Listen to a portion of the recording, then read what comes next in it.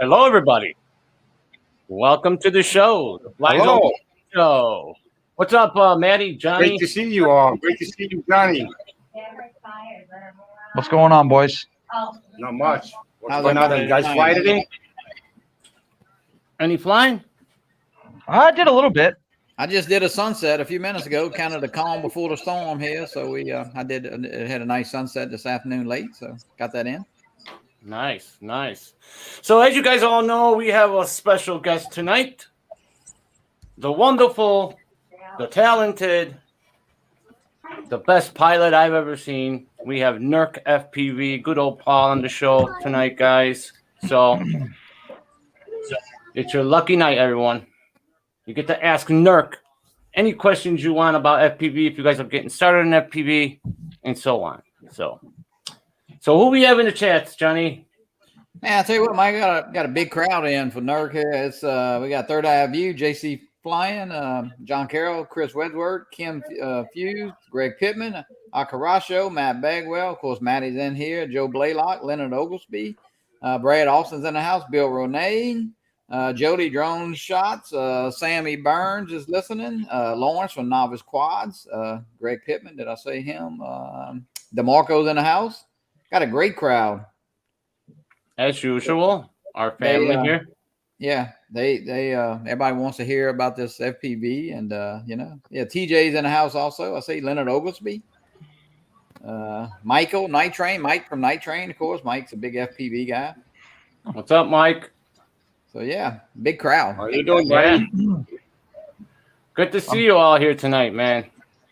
So, Maddie, how you doing with FPV, man? I'm friggin' hooked. You already know that. I can see that. I can see that. Hey, I knew it. Surprise. Oh yeah, I'm getting ready to purchase a 5-inch bind and fly. I want the Nazgul Evoke, the new one. Yeah, I think that's what I'm gonna do. But I don't know, man, because I want to go digital. I definitely want to do digital. I want a new quad, and I want a new quad now. You're not planning on doing freestyle or anything, right, Matt? What do you mean? As in, you're gonna do a bunch of freestyle? Is that what you're gonna go towards? Like more freestyle, or just doing more cinematic like footage? No, it's gonna be more freestyle for me because I have a business plan set up for my camera birds that I'm gonna have hopefully up and running by the end of this year. So the FPV side of it's gonna be more of a fun and games for me. You know what I'm saying? Then the camera drones are gonna make the money. The FPV drones are gonna be that's where the fun's gonna end up. Yeah. Hey, Maddie, it's so addicted, huh? It's addicting. You know what? The problem is I talk shit to so many people in our community about it, and now here I am stuck on it. Like, yeah. You eating your words of what you're saying, Matty. Yeah, pretty much. Told you, Matt. 4 years of flying, and this is the first I've gotten into this in a month now, and this poor Air 2S hasn't seen the air. I mean, I saw it today. I had to get the dust off of it. Yeah, mine talked to me yesterday and said, I came into the studio here and I was looking at it, and she was like staring at me and talking. She goes, "You're gonna take me out or what? Because if not, we're gonna get a divorce."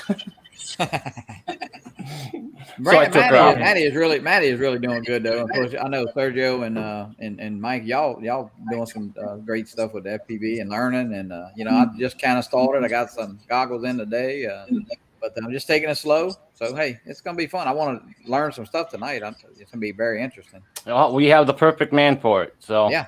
Let's bring him in. He's actually here. We're gonna bring him in real quick. So you guys. Let's do it. Let's bring NURK in. Here we go. NURK takes heat one. Throughout my professional drone racing career, I've kind of struggled with this difference between who is Paul and who is NURK. NURK with heat 5. Paul tends to be a little bit nervous about, can I compete with these guys who are the best in the world? But I've been trying to train him to be the beast, to be the kind of person that wins championships. NURK takes it. I've been pushing hard to train the beast to be the best. NURK, you're dominating. How are you going so fast?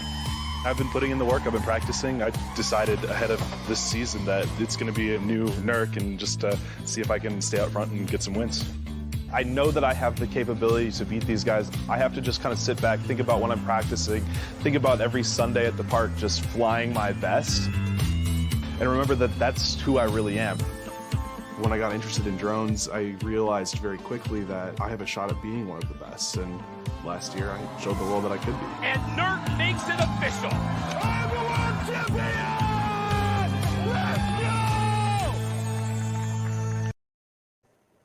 Sick. Pretty Awesome. cool, man. That's awesome.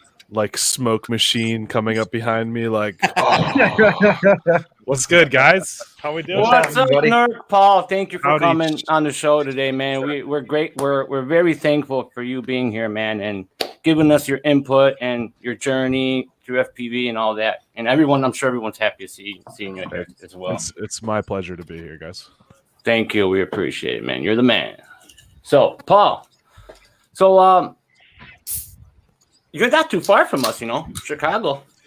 No, and I actually lived in Hammond, Indiana, which is like they say they're from Chicago, for a year when I first got married. So yeah, definitely I feel the love of Chicago. Been to Cubs games, been downtown a lot. Like, so yeah, I love it up there. Yeah, it's cool. But I guess now except for the win. Cubs, you guys are probably White Sox fans, so that's probably not a good thing to lead off with. Believe it or not, I'm a Cubs fan. Hey, we're good. I'm neither. I'm a Cubs fan for sure, all day. But Paul, man, it's great to have you. So we'll get started with you, man. We got a lot to talk about, guys. We're gonna ask you a few questions, and Paul, just let us know, man. What got you started, man, in FPV, and what gave you that push to go forward with your journey in FPV? Yeah. So actually, my flying story started in Chicago or the Chicago area. My in-laws who live in the region bought me a toy drone for Christmas in 2014, and like that was just like they gave it to me as a stocking stuffer, and Christmas morning and the next couple of days as we were visiting with family, like just learned how to fly it, and immediately challenging myself to can I land it on this thing? Can I fly it through that gap? Can I, get it stuck in the Christmas tree, whatever that was. And eventually I inevitably broke it. And when I broke it, I was like, I'm kind of an engineer. Like I should be able to figure out how to fix this. So I went online, I got a YouTube university education in drone repair. And when along the process trying to figure out how to fix it, I stumbled across the Juz French Forest video, which I think a lot of people that are in my generation of FPV got started because of. And I remember sitting at work and being like, I have to do that. Like it was a binary thing. It was, this is the thing I'm going to do now. So I saw that, got started, went to my first race with a guy called Winston, who's actually in the chat. So shout out to Winston. And I won my first race, and that was kind of what pushed me off the ledge of chasing down the world of drone racing. Wow. Amazing. Awesome. So Paul, now what tips can you actually give everybody here? I know there's a lot of people here trying to, get into FPV, and there's, people that have already started FPV. What tip can you recommend on others that are just getting started, to improve their piloting skills? Like, what's the best thing you can do to Yeah, absolutely. And I think it's going to be kind of a funny conversation because we were just talking before the show started that this guy right here didn't use a simulator, which I think is the number one tip that I have for people that want to learn FPV is when I got started, there were no sims. So I had to go out and break a drone every time. And we didn't even have durable props. Back then they were they were called glass fiber, and they would shatter instantly when you crash anything. So you'd fly, you'd hit anything, all four props would break. You spend 20 minutes putting everything back together, go for another 30 seconds of flying and crash. Where with the sim, you can just hit a button. So my number one tip when you're learning to get into FPV is get a simulator early and practice the muscle memory there. But why did you start with? I would agree the same thing. I took the other route. I took the different route. To be honest with you, at the time, that I had first bought my first FPV kit, which was actually the Cedar, that Beta FPV Cedar. I wasn't very tech savvy, computer savvy, so believe it or not, the computer I had actually could not download any of the sims that I wanted due to the small capacity of it. It was a piece of crap. So when I bought this, I figured, you know what? The only way I'm going to learn is by flying it. So after 5,000 shots into the wall, the TV, my 1-year-old, I figured it out, and then it's just a matter of putting it into acro, going outside, and just learning the throttle management. That's what it was for me. And after a few days of flying acro, I kind of started to pick it up, and then I got into the brushless quads. And that's where the Tiny Hawk 2 Freestyle came in. After I got to that one, it kind of became natural for me. And I was one of the lucky ones that picked it up quick. Not everybody does. But for me, I learned pretty fast. So, but I do fly the sims now. And I'll tell you what, it does help a lot. Yeah. Oh, yeah, for sure. I mean, even when I'm trying to like learn a new trick or something like that, like for freestyle sort of stuff, like I'll start in the sim so I don't have to break all of my gear trying to learn it. Like if you're trying to figure out how to do like a Matty flip or like a trippy spin or something like that, it's invaluable to just spend some time getting just the feeling right of how to do it and then go out and do it for real. Exactly. Yeah, at least in simulators, you don't break stuff. You don't break stuff. You don't kill batteries. Or people. Yeah, 100%. So true. So true. Perfect your craft, get better, and then maybe you have less things to break on your. Yeah. I got a question for you, Paul. What got you into the actual racing league? Was that something that you wanted to do when you started flying FPV, or did that just kind of pop up? That's a great question. So I started flying, I started to get serious about flying in let's say March, April of 2015. And that was before anything, DRL had really posted anything. It wasn't until late 2015 that they posted their first races and stuff. So I didn't even know about it when I first started racing and going after racing. But as soon as I saw it, that was okay, so there's a world where you could be a professional in this thing. And I think in late 2015 or maybe early 2016, I can't remember exactly, I had this moment where I realized that at the time I was a programmer, and I realized that I will never be the best at something in computer programming, right? Because there's a history of 50 years of computer programmers that have figured out how to do these things so well, and I'll never have the shot at getting better at that, right? Or being one of the best at that. But at the same time, I was falling in love with drone racing, and not just in the terms of it's a fun way to spend time. It was more like practicing an instrument, right? Practicing an instrument is not just about having fun. It's about mastery of a craft. And so I kind of reapplied that same idea to drone racing and said, I'm going to go after this. I'm going to become one of the best in the world. And that was when I started really vying to get into the drone racing league and to become a professional drone racer. Well, I'll tell you what, that is one interesting looking craft there, because those things move. And I'll tell you what, you've got to put some time in if you're going to master that one. That is some impressive flying with that DRL, man. That's unreal. NURK, when you first went up there, was you the intimidator or was you intimidated? Oh, I was definitely intimidated. My first race that I went out was in Miami of 2017. That was my first event that I competed in. And I placed 12th of 12 in that race because I just was so completely overwhelmed with what was going on and just absolutely bummed. So I was definitely intimidated. Yeah, I can only imagine. Coming in first, this is your first run at DRL, and that would scare the crap out of me too. I'd be more worried about hitting other people's quads than I would about crashing. Well, when you're going to a normal race, it's a lot more just going to the day at the park. Even biggest multi GP races, they're still a little bit laid back, a little bit more relaxed. But when there's 40 lights and there's cameras everywhere, and you're wearing like an uncomfortable microphone, and there's a guy with like a big old boom pole with like mic hanging in front of you, and 3 different producers are asking you questions like, why did you crash in that last heat, like that sort of stuff. Like it takes it from like, you know, a day in the park to like, oh, like people around the world are going to actually care about what happens and why, and then like that just all gets in your head, and it really adds to the pressure that you're experiencing. And you know that the only controls that you get over your drone are these 2 little fingers, and so if you get nervous at all, you get any little shakes, you're gonna crash.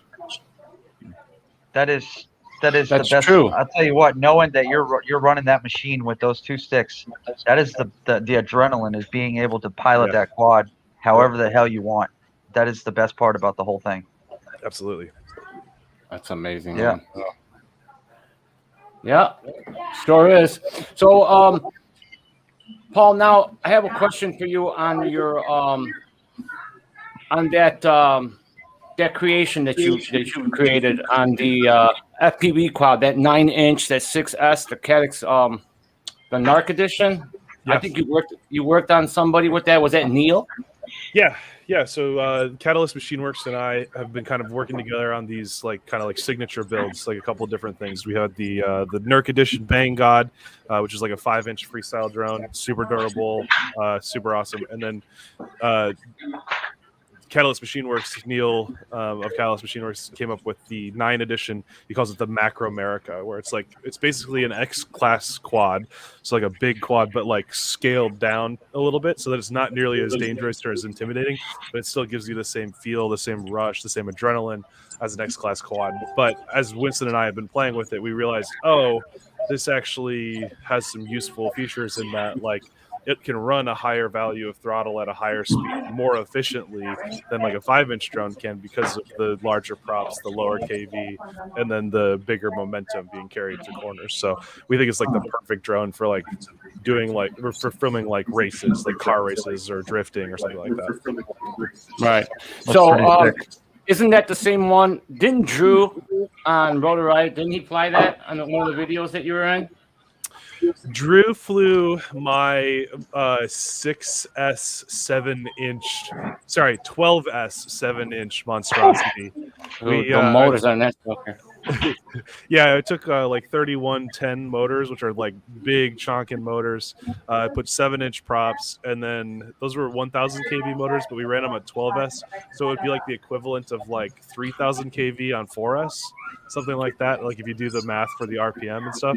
So the thing just absolutely screams, and it's hilarious, and it's pointless, but it's so fun. That's cool. That's crazy. Hey, you got a couple of questions in the chat if you want to. Yeah, go ahead. Throw some out there. I know Brad Alston wants to know what your next big racing event is. Next big racing event.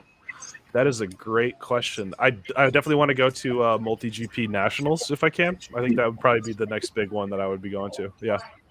Nice. So I think that's in November, if I recall correctly. Let's see. It's in November? I think I might be totally wrong on that. Paul, are you going to Spinup by Kelly? I just got an invitation to Spinup. I have not yet responded. I got to make sure that it fits the schedule. Okay. What other questions do we have in the chats? Is there more than one, or just Brad? There was a few of them in there, which I'm looking for them right now. Yeah. Well, I know. Xavier from X Factor asked something, but I don't see it. I don't know where it went. Anyways, I know you got some more stuff for him, Mike. Go ahead. I'll find him. So, Paul, one thing that I want to know is, how do you do it, man? How do you go through everything, brother? With your YouTube channel, with creating videos for other people, and your DRL, you're practicing, and then your family. How do you, what tip can you give everyone? How do you do it, man, to keep it all together, man? You're a busy man, bro. Yeah, that's a really good question, and I'm not sure if I totally have the answer to it, but I'll try.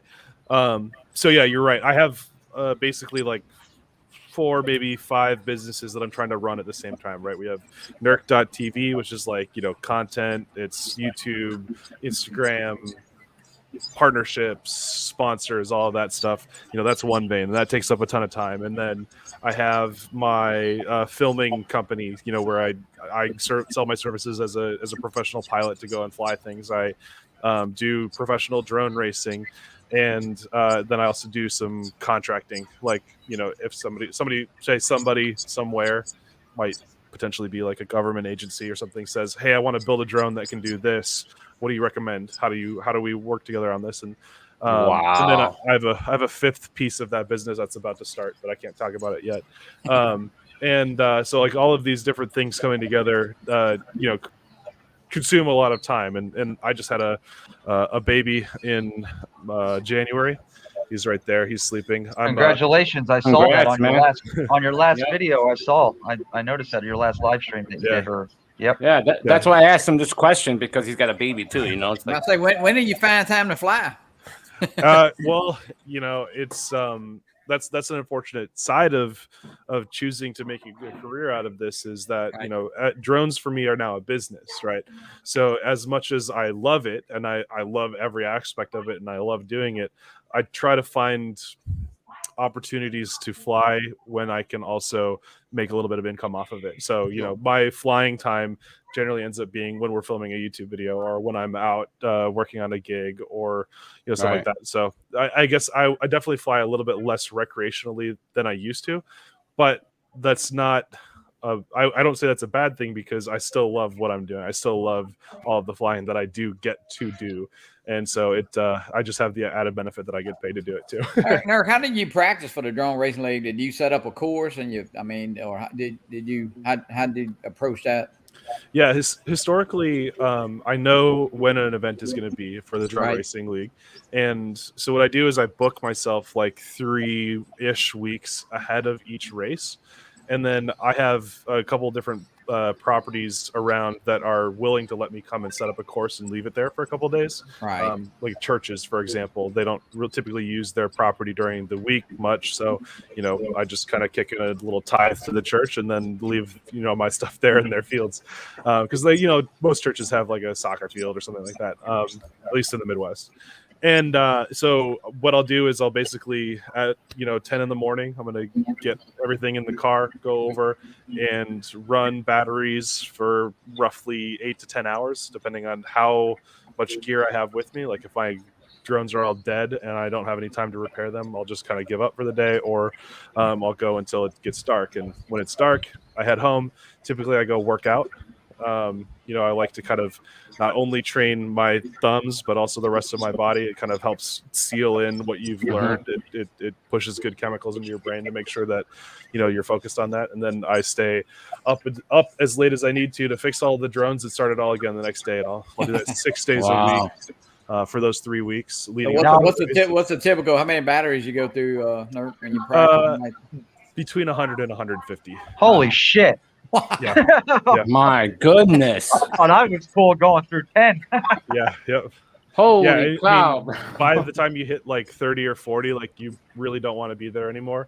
But like I always have a timing system set up. So like every single lap I turn, I get a time, I get some feedback on that so that I know, when I'm getting complacent, right? So it's like, if I'm not going faster, okay, how do I get faster? And I try to learn that and remember that and focus on that. Right.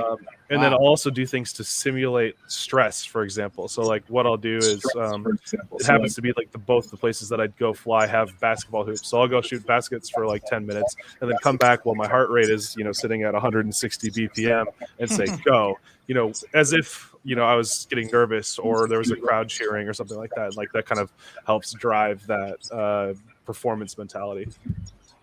Wow, man. You're a busy man. I have a question. Yeah, I have a question for you, Nurk. Do you have a DJI FPV? I did. You fly that? I don't currently have one. I did a giveaway with it, but I have flown it. Yeah, I watched that video you did where you flew over the water and into that little area, that little island. Yep. That was impressive. Yeah, I was totally blown away with its performance. The OcuSync 3 or 4, I can't Yeah, remember. the 3 is Rocky Center, yeah. unbelievable. We did a video with Rotor Riot where we literally flew it 3 miles across a lake and did a power loop through like a little tent 3 miles away, and then attempted to fly it back, but we didn't make it all the way back. That's ridiculous. Yeah, it was pretty ridiculous. cool. I think I see, or we see, a version 2 coming. I'm gonna guess more freestyle quad than anything. Sure. Definitely gonna be carbon fiber, but I think it's coming. Just a matter of time. Yeah. Yeah, definitely. DJI historically responds to the market, right? So like, they probably have a Mavic 3, for example, ready to go, but until someone puts out a drone that competes with the Mavic 2, they're not going to release it, right? So I wonder if the same is true for the FPV drone, if they are pushing that, but who knows? I hope so. Yeah. Oh, me too. Yeah. Hey, somebody in the chat, one of our buddies, Sammy, made a comment about what do you think about the inline quad that Vanover and Evan were flying? It's called the Bone Drone. Oh yeah, that looked hilarious. So like back in the day, there was a company called Micro Motor Warehouse, which is a throwback to any of the OGs in the chat, and he made like a speeder. It looked like a speeder bike from Star Wars Endor. That was kind of a version of the Bone Drone. So when I saw that they made a 5-inch version of it, I was like, oh, that's phenomenal. I want to see more of that action. That's pretty crazy. Yep. So question, NURK. Those DRL drone, FPV drone that you flew when you did the event for the racing. Yeah. What kind of chip they use on there? What kind of a flight controller it is? Yeah, so up until the race, so Racer 2 and Racer 3 had a who's the company that makes the Apex frame? Alien Impulse RC. Yeah. Impulse RC's F3 flight controller. That it was like kind of the standard for a long time. So through Racer 3, that was the one, and then the Racer 3S. They built their own flight controller and continue to make their own flight controller. So it's kind of like an integrated, you can find pictures of it online, but it's like an integrated PCB with a flight controller, NDSCs. So it's basically like they just plop in a new flight controller, NDSCs, and then wire up the motors. So they don't have to do as much tinkering when they're building. Yeah, those are high performance drones. I mean, does that take 10 minutes to fix? I think I was talking to the guys, and I think they can build them in like 18 to 20 minutes, something like that. Each one. Yeah, they're really, but they also they make like 600 of them for each race, essentially. So they're really, really good at it. Wow. Yeah, we've seen the video, and it's crazy how they get those things prepped up for you guys. JSK has a question. I seen how they pop it out. Yeah. Go ahead. That's a good question. Leonard asking if he's doing any more car or truck commercials. That Ford one was badass. Yeah, I was just gonna ask that. Yeah. Yeah. Yes, definitely. I don't have any scheduled or coming out right now, but yeah, I've had the opportunity to work with Mini USA, with Jaguar, Ford. Kind of blanking on some other things, but yeah, so definitely more car commercials in the future. I think pretty much every major car commercial these days has FPV shots in it anyway, so there's always opportunities out there to be working on stuff like that in the future. Awesome. How many takes did it take you to get those shots for Ford? We did 2 of the shot where it goes on, like where it comes out the backside, and then we did 3 of it where the truck goes over it. I actually reversed those. So yeah, the 5 total takes. Wow. Yeah, we got it right away. For an FPV person, it was a pretty easy shot, but they just needed that specific technology, and the timing was the hardest part, because we wanted to have the drone take off as close to as when the car went over it as possible to really sell that effect. And I think we were able to get it done real quick. Man, you got it, NURK. The scary part was that truck was a one of one. Like there were no other ones in the United States. Like it was the same truck that like Biden was driving in like there was another video where he drove the truck and stuff, and yeah, they were like, just don't hit the car. Don't hit the car or you're gone. Like No pressure, just, no pressure. yeah, it was just like, oh my gosh. How did that compare to the big wheel racing shoot? The big wheel racing shoot was really different because it was such a relaxed environment, right? Like they're like anything you get is great. If you run out of drones because you're getting hit by water balloons, it's fine. Just have a good time. And like everybody that was there except for us was drunk. So that was kind of added to the atmosphere of just like, you know, like let's just have fun. But like literally there were like 4 or 5 people that we knew were taking the water balloons and like trying to hit the drone on the big wheel racing. So we were just like, you know, is it an inevitability that eventually like some stuff was going to get ruined? But so like in terms of like pressure, it was low pressure. But in terms of like, you know, you don't know what's going to happen. Like it was a little bit nerve wracking. Jesus. I Oh, want to do Sammy. something like that. I know, so do I, dude. Nerd, going back to when you practice, do you have somebody watching you and helping you? I mean, like, you know, as far as the turns and stuff, or kind of critiquing you too? As much as possible, I'll have other people there to like race against. Okay. And whether that's somebody else flying like a DRL quad or somebody else flying like just a full 5-inch who maybe is a little bit newer of a pilot, to where like, you know, their speed performance in the straights, I'm trying to catch them in the turns, or just running a throttle cap where like they just, you know, bring the total power output down to like 60%. Yeah, it kind of gives you a target, I guess. Yeah. Yeah, exactly. So, but to simulate the pressure of racing really is the important part. Right. Pretty cool. That's amazing. Yeah, I want to be like I you. have Mark. a question. Yeah. I have a question. You mentioned something earlier in the chats. You have a 5-inch bind and fly. Yes. Do you? Yep. Yeah. It's primarily for DJI Okay. FPV, but you can have them make it in analog as well. Oh, okay. Yep. Good to know. Now you Yeah, just I'm gonna get have to those take a look at goggles that. and go digital. I mentioned something about 5-inch earlier, but I didn't think to look at one of your designs, and yeah, that's probably a good idea. It's a premium build for sure, so it's a little bit more expensive, but I have not broken it yet, and I mean you see what I do to my drones, so Yep. Yeah. Yeah, that's good. Good. So, guys, I want to I want to get along with this one video just real quick. There's a guy that he subscribed to the channel, but I've seen his channel and I saw his videos. Supposedly, they're saying that this guy is the Johnny FPV of Hong Kong. It's not Johnny FPV, but it's a guy from Hong Kong.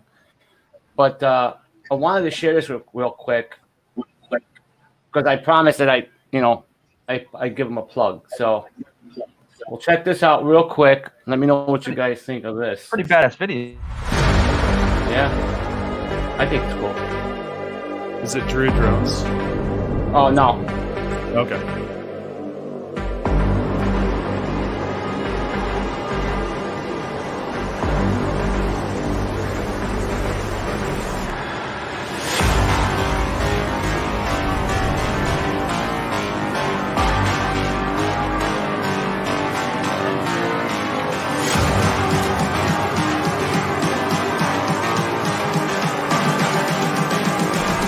I'm just calling to say I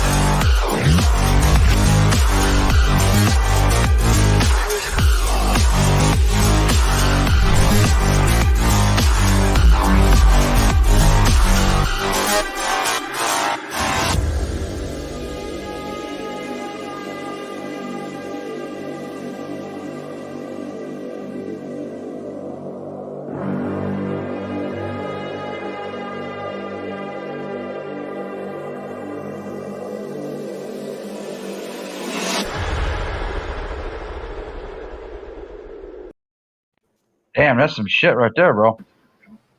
Oh, that's good. Nurk, do you ever do any cinematic flying? Never. No. It's all Pretty about cool, the huh? All the time. Nuke can do better. It's no, I mean building diving is definitely an art. It's in finding a way to make the whole video flow together is good, which I think he did a great job of. Is like, because like a dive is a dive, but then like to have like all of the other kind of elements where you come down and like snap backwards and then push away backwards from the building, stuff like that is really, I mean, it really adds to the type of maneuvers that you're doing. So yeah, good on him for pulling all that together. You won't see me doing that shit anytime soon. You'll be there. You'll be there sooner than you think. I probably will. Hey, we got some more, Mike. We got some more questions in the chat here. I see Chris. Go ahead, Chris had a shoot. question. Yeah. I know Dustin Gable wants to know what you suggest for a good bind and fly combo as a beginner. So my recommendation when you're beginning is to try to build your own drone first. So not everybody agrees with me on that, but I think that if you can learn how to build it, then you will be more willing to break it because you can fix it. You don't have to spend more money doing it. So, there's tons of budget builds out there. Bardwell's done a good video. I've done a good video on exactly how to put everything together so you don't, it's not hard to do it. But then if you're gonna go, if you absolutely want to go bind and fly and you don't want to build it, I definitely recommend the Emax stuff or newbie drone stuff. I can see that you've got an Emax Tiny Hawk 2 right there. Oh yeah, I got. And those are phenomenal. I love the way those fly. And then Newbie Drone also sells some really good RTF bundles with like controller, goggles, drone, everything. So you couldn't go wrong either of those ways. Yeah, I went the separate route on that one. When I got the Tiny Hawk 2, because I started off with the Beta FPV Cedar kit, and it's a little brush quad, but I went the route of buying my own set of goggles and radio because what comes with the bind and flies these days kind of. Yeah, I agree. You're going to upgrade them anyways. Yes. So if you're going to make the move, just buy the stuff now.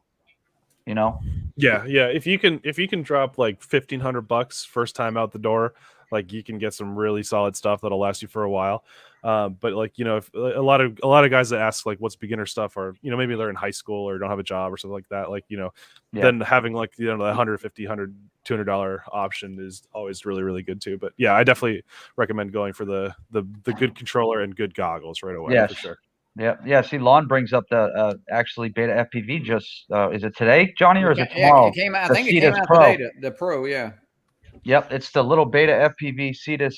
It's that little guy, but they made it now with brushless motors. Nice. Instead of brush, but the controller is the Beta Lite radio, and it's all right. The goggles don't have DVR on them. They're not like Diversity goggles or anything. They're just built-in antenna. So that one's not bad though because it's only $150. Yeah, I mean you can't go wrong for that price. Yeah, the Pro one is though it's like $229. I think I saw $2. It's kind of. I mean, it's a little bit more expensive. Yeah, it is. And then somebody asked about Chris Waters asked about the angle of the lens, the camera. Did he ask? I think Dustin had a question. No.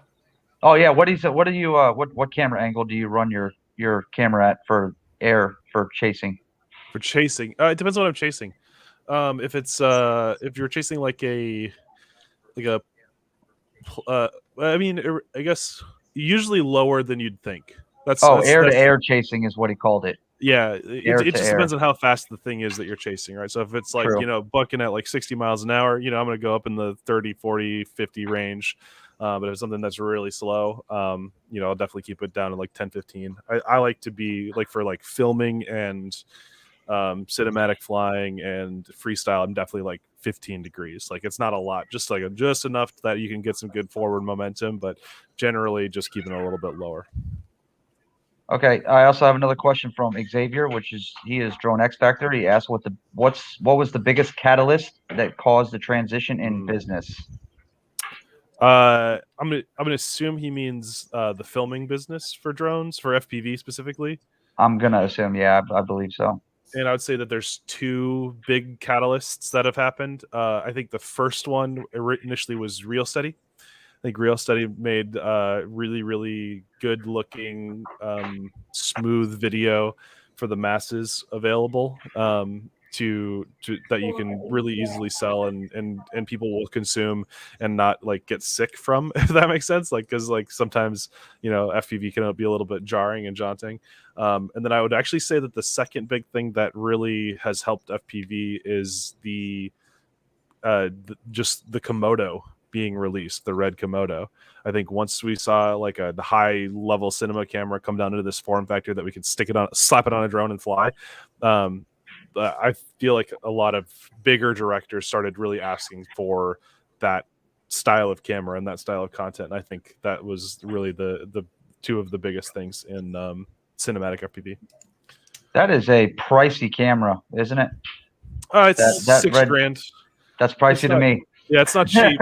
No, but like a camera that can do the same stuff as it, and that it can be set against, it can easily be $50,000, $100,000. So you know, 6 is not bad when you're comparing it to that. You know, and that camera can pay for itself in one job. You know, so if you kind of start thinking about like, oh, okay, let's, you know, the investment is this, but you can pay it off in one job or two jobs and then, you know, have it be a recurring source of revenue.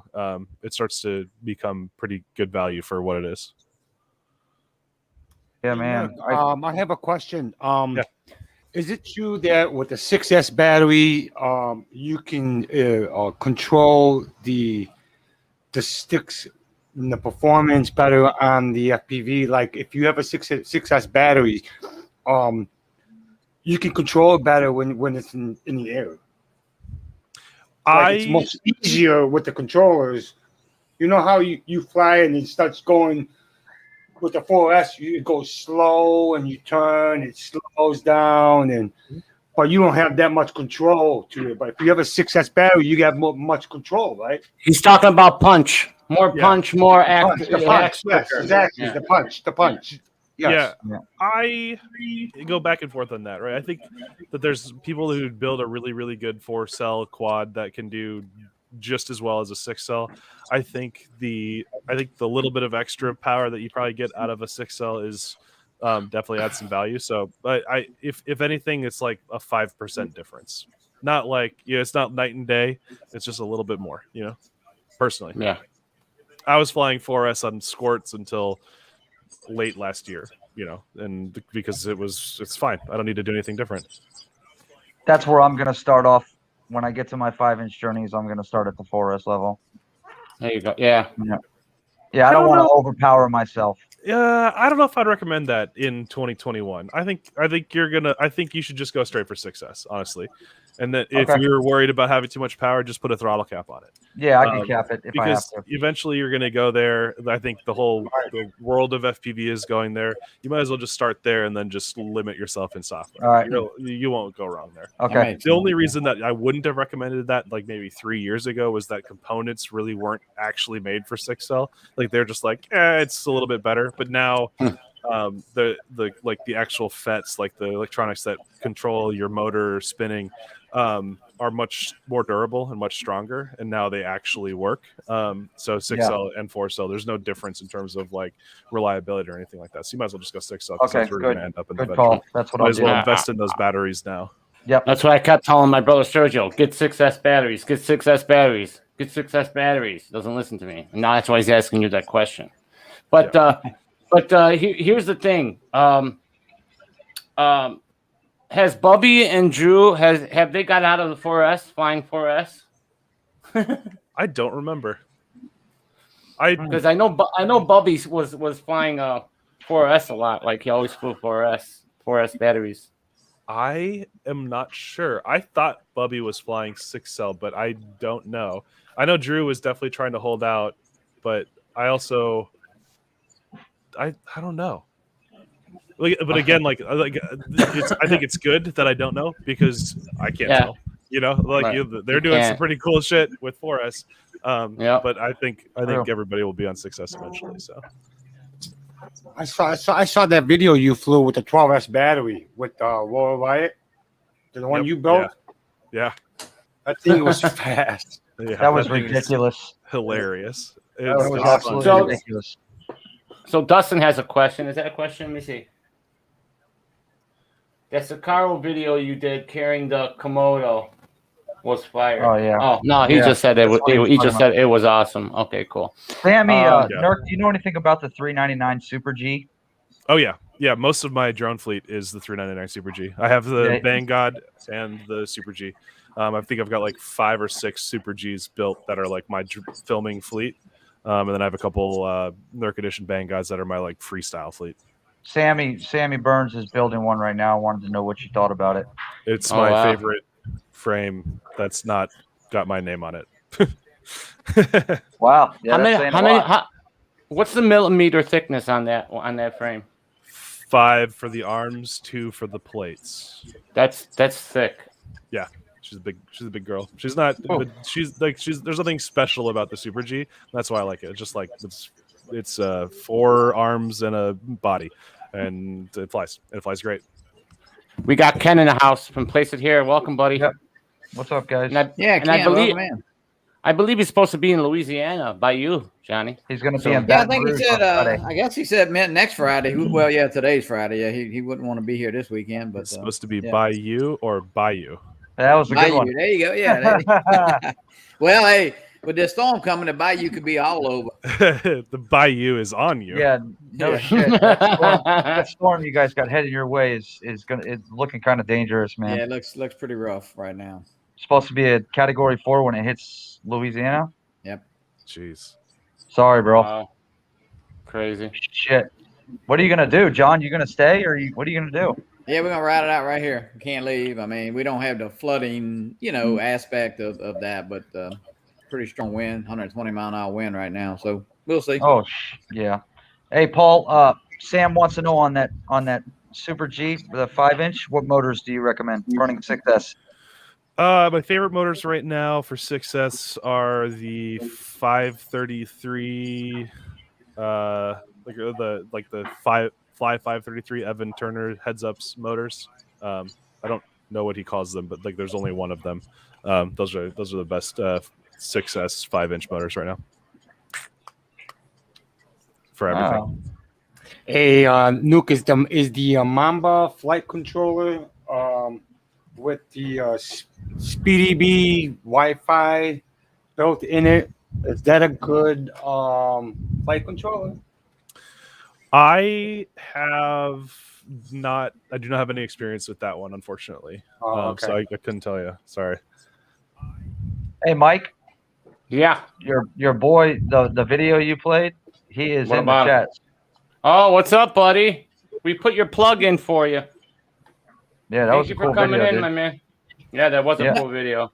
Nurk, by the where way, do you see? I'm sorry, Nurk. Where do you see FPV going? What's going to be the biggest change coming up, or what do you? Is it going to be battery technology? I mean, flight stuff, or? It's a great question. I think probably the biggest changes are going to end up being regulatory, which I know is not a very sexy answer. I think that's going to be a bigger problem. So that's going to be a big part of it. I mean, there's always promises of battery technology, but I don't see a lot happening there. I think it's going to continue to be software. I think they're going to continue to to fly better and better. Are you at all worried about remote ID? I was going to ask you. I was going to ask how you felt about that with this, because I mean, it's the elephant in the room for a lot of people, especially FPV pilots. And I don't know, man. There's a lot of people that are on the negative side of aspect of FPVs dead. Some just kind of like me, just screw it. I'm going to fly until somebody tells me I can't. Yep. Where do you think you stand on that whole deal? So as a commercial operator, it doesn't really change too much of what I do, right? So like, I'm already, getting approval. I'm already reporting my flights and doing all this kind of stuff. So like, it doesn't affect that. What I think it does affect in the long term are how the innovation of the hobby is happening and how new people are getting into it, right? Because like essentially, trying to limit some of the stuff has changed over the last couple of years, but like, you know, initially like they were only requiring non-remote ID'd flying and only custom builds in like designated AMA fields, and there was not any more. There was never going to be a chance to add more of those, so eventually there would be no places to fly, and then like the idea that they would like not allow custom built drones, for example, was like a huge deal, right? Because now you have to go to like a DJI or something like that where it's prohibitively expensive, and it ruins the innovation aspect, which I think is what has made FPV what it is. So you know, I lean on companies like Get FPV and DJI and DRL to be pushing back against entities like the FAA in terms of the kinds of specific rules that are there. Like, I think remote ID can be a good thing, but there's some rules within that are not positive for the growth of the industry overall. Yeah. Let alone the hobby, right? It's a remote multi-billion-dollar industry. The remote ID part is not too bad. It's kind of what they want to, you know, if somebody can get your address and your flying location, you know. It's what's within the rules that doesn't make much sense. And you got to understand, there's a lot of these people that are putting these rules into place don't even freaking fly. They don't understand the aspect of where we're coming from, what we're doing, why we're doing it. They just, and from day one, it was all about, the whole reason they're doing this is because they're trying to buy the skies right from out from under us. A lot of people believe that. They really do, with this whole drone delivery crap that's supposed to be coming. I don't know. I mean, it's a gray area for me. I don't really look too deep into it because I just fly. I just fly, man. The rules hit. I mean, it's part of life. That's what you got to do. You got to deal with what's dealt. Yeah, but absolutely. I won't put my drone down until somebody takes it out of my hands. So. Right. Lauren. Yeah, she's about there. She's about there. She'll take it out your hands. Yeah, That's funny. Yeah, it is what it is. So Paul, what do you got coming up, man? What do you got? What kind of new events you got coming up lately? What is coming up? I'm trying to think of things that are coming up that I can talk about. Oh yeah, good point. Now tell us the stuff that you can. That's what we want to know. Yeah, that's for the after hours show. After hours show is where we talk about that. So like one cool thing that I just talked about today that I think I can talk about is we're going to be doing like an actual like a car race. So like we're going to go out and film like actual cars on track during an actual race and get a lot of really cool content around that. So that's the thing that I'm probably the most excited about in the next couple months.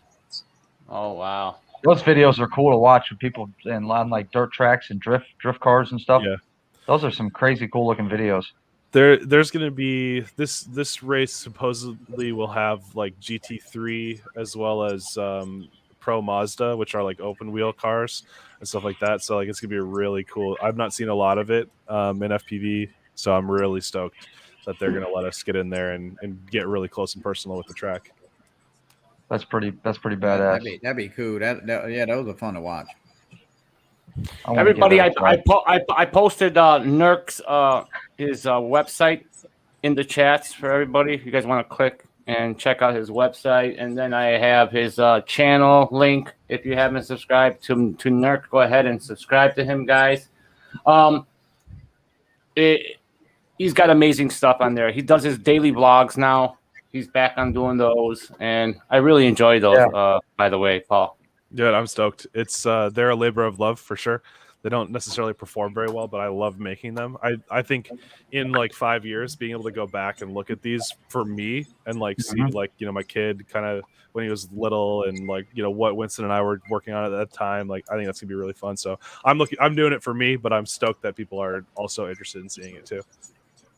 How stoked are you to get an FPV radio in that little kid's hands? That's what I'm hoping that when my kids get a little bit older, they start flying with me.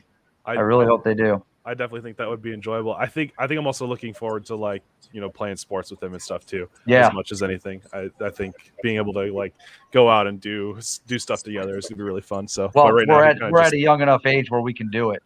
Yeah. Yep, you know, some people grew up with fathers that were a little bit older. They couldn't go out and play sports with their kids, and luckily we're at the age where we can actually do it. Yep, exactly. And that's the big part about the daily. vlog is about. Is I'm trying to get in shape right now too. So just to stay with Good that. for you, bro. Yeah, thanks. Nuke, did you play a lot of video games when you were younger? Not when I was young, but more since I like high school and being an adult. I've played a lot more actually. My parents weren't super stoked on video games when they because I was the right age to like get like an N64. Like that was like the first system that I would have had, and we did get one, but like they didn't like they're like 30 minutes a day maximum. So like I didn't play a ton. But then once I got into like college and just after college, I started to play a lot more. Nurk, is that your first? I'm wearing a Rocket League shirt right now. How old are you, Paul? It is my first child. Yeah. Oh, okay. And I'm 30. Yeah, you're gonna have a day. You'll have a day where you be saying, "Put that iPad down." Of course, it may not be an iPad by the time they grow up, but this will be a VR headset or something. Yeah. No, let me tell you something. These kids these days, I have 4 girls and a son, and every one of them are smarter than me when it comes to working on some sort of device. Yeah. Yep. I don't understand it. I don't own a game system. I prefer to lock them out of the house and let them play outside. As you should. But yeah, some are different. Probably the problem these days with most kids is they're all locked up in their goddamn bedrooms. Right. Yeah. Yeah, my son Mikey picked up really quick when he put his first hand on the stick for the FPV. Nice. Yeah, playing. Yeah, he was pretty good. He was pretty good, Paul. Because he plays video games. It is. It's amazing. My little 9-year-old granddaughter, she just put that little beta, Cedar. Cedar. I mean, not. I mean, it flies slow and easy to control. But I tell you what, she did really good. I was very surprised, because she don't really play a lot of video games. But I think there's something to do with like the neuroplasticity of like younger minds, like that they have the ability to pick things up faster. Like in the same way that like little kids learn a language faster. Right. I know my camera just quit. I'll fix that in a second. Yeah, I think there's a similar aspect between neuroplasticity and learning how to fly fast, and I think that's why like all these young kids are coming in and like setting all of the fastest times and stuff. I'm gonna stand up, take my headphones off for just a second and fix my camera. Yeah, go ahead. No worries. So yeah, I see. Dude, I'll tell you what. If I would love to get to the point where I could fly like he does at one point. I mean, dude, you got to put the time in, bro. Dude, exactly. You got to put a lot of practice in. You got to practice. I want to be like Nurk, man. I definitely want to get that his reaction, the way he turned, the speed and controlling that drone, the way. Yeah. And when I see those races that he was in, and I know he went against what's his name from Rotor, right? Vanover? Was it Vanover? Yeah. I think it was Vanover. And I mean that kid for what? Who was he? How old was he? 16 years old? Yeah, I think so. 16 or 17, yeah. And that guy, I mean, he's pretty good. He was pretty good. And he was pissing off a lot of the pilots. But look at Sammy's comment, bro. Ventriloquism. He does everything. And I think his father was a champion. I think his father was a champion, or something. He said something about his father being a champion or something. So I don't know. That was funny. Yeah, good stuff, man. I think I'm gonna get a shirt. I think I'm gonna get a shirt made. You're right, Sammy. Get a shirt made, Mikey. I want to be like Nurk. Yeah, that's a T-shirt. That shit would probably sell like hotcakes, bro. Oh man, we're trying to. Oh yeah. I just pitched 2 new shirt ideas to my merch guy to start working on a design for. So be on the lookout for those. They're gonna be really sick. Like I'm like super stoked about it. But yeah. I love your hat. I've got merch all over my freaking closet of drone stuff, but I don't have any Nurk gear, so I'm gonna end up having to whack the store after this one. Well, if you guys want to, you guys drop me your addresses afterwards. I'll get some hats shipped out to you guys. Oh, that'd be badass, cool. bro. Thanks so much. Sick. Hey, Nurk, we'll send you one of our shirts too, as well, man. Yeah, they're comfortable. Actually, nobody's wearing one. Surprisingly, all 4 of us have one, and not one person's wearing it. I'm not wearing my own merch. Like it's great. I love it. Well, we like supporting other channels. Hey, there you go. Yeah. You know, hey, you got Kelly's. I got freaking Ken. Our good buddy Kelly. Yeah. I was wearing Kelly's shirt yesterday. I got it all sweaty though. I was running in it. I love his shirt. I love him. I got 2 of them. I got the Spinup one, and then I have one that's got the flight crew on the back. I love his stuff. It makes me look less fat. So good on you, Kelly. Good Well point. done. Yeah, there you go. You just got to order the skinny edition, Nurk. That's all. Yeah, exactly. So, Marcel, what's up? 9:30. Oh, 9:35. Yeah, man. Yeah. I just got notification that Facebook says its showtime is gonna have to be over. So, if I don't stop, if Facebook is different. They'll like at a certain time they'll end it. And Do they shut you down they shut you down after a certain time? I guess I just got a notification on it. So, but yeah, we went a little bit over an hour, but that should do it, man. Nothing else. But for those of you that are watching, you guys in the chats, if you haven't subscribed to NURK, go to, I have his link in the description. I have his website in the description. Everything you need to know, guys. Everything is there. To his channel. Show him some love. This is the man to learn from. So if you guys have any questions, feel free to ask him. Don't bust his balls too much because he's a busy man. Bust away. But Paul, we love having you here, man. We're big fans of yours, and Very big. It was.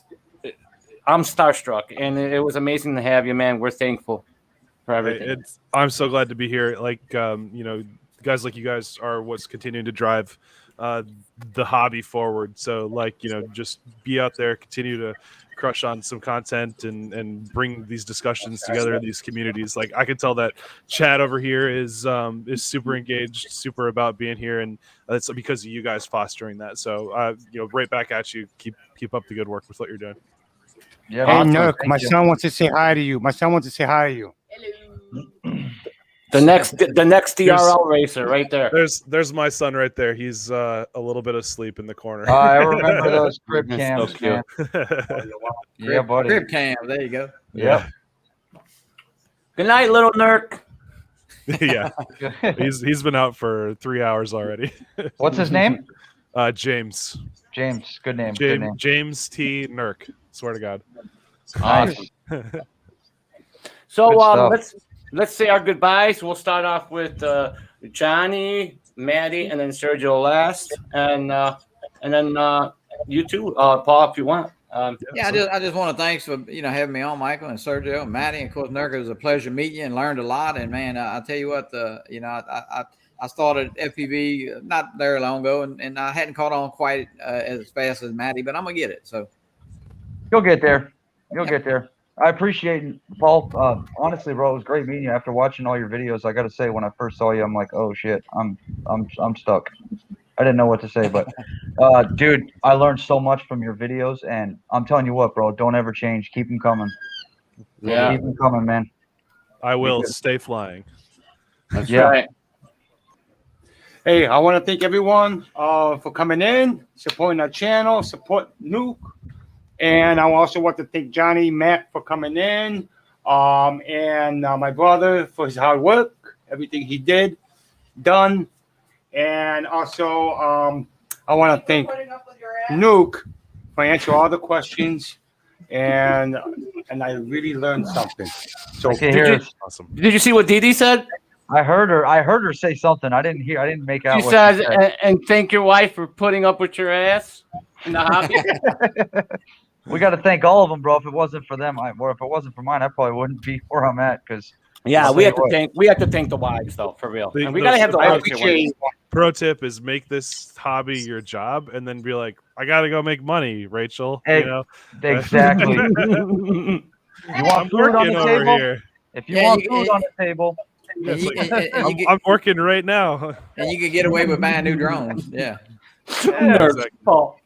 Paul's like, I'm working right now. That's so funny. Yes, sir. Yes, sir. Oh, good stuff, guys. So Great show, that's man. it. Paul, you want to say your goodbyes or? Yeah. Hey, thanks everybody Thank you, for hosting me. I'm stoked to be here. Chat, thanks for being here and asking great questions. And I got nothing else to say but stay flying. That's it. And Paul, hey, we'll send you our shirts. And if you ever have some time, your free time, I know you're a busy guy, dude. One day maybe we'll meet up and we'll go fly together and stuff. So absolutely. Yeah, man. All right. All right, guys. You guys take care. Don't forget to hit the thumbs up. hit the like, and Later, guys. guys. Out. Follow the rules, fly safe, and happy flying. We'll see you guys in the next one. Bye. Good night, everybody. Good night.